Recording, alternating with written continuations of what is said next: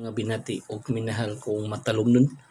Happy Paris Day diri sa lungsod sa Matalom, guys. Unya I hope nga magmalipayon ta sa pag-celebrate sa ato ang Paris Day diri sa lungsod sa Matalom karong March 19, 2024. Ako mang hinaot jud nga kag kinahanglan jud atong panagiusa sa usa ka tumong teamwork alang sa kayuhan sa tanan ug ang kalambuan diri sa lungsod sa Matalom. Ako nangayo pod ni Senior San Jose nga hatagan patag daghan nga mga investor, daghan nga mga negosyante.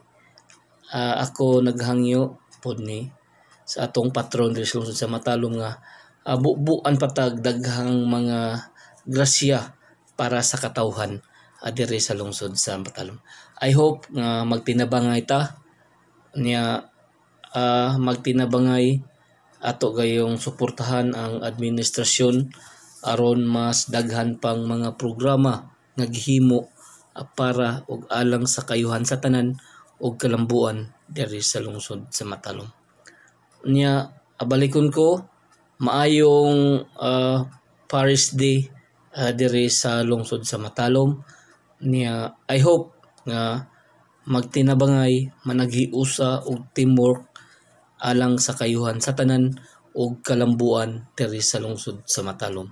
Iko pipi tinuoray nga mo serbisyo with a purpose alang sa kayuhan sa tanan ug kalambuan diri sa lungsod sa Matalom. Once again, maayong Paris Day diri sa lungsod sa Matalom. Nya I hope nga nag-enjoy ta sa pag-celebrate sa pagkahimugso sa ato ang simbahan diri sa lungsod sa Matalom. Once again, happy Paris Day diri sa lungsod sa Matalom, Philippines.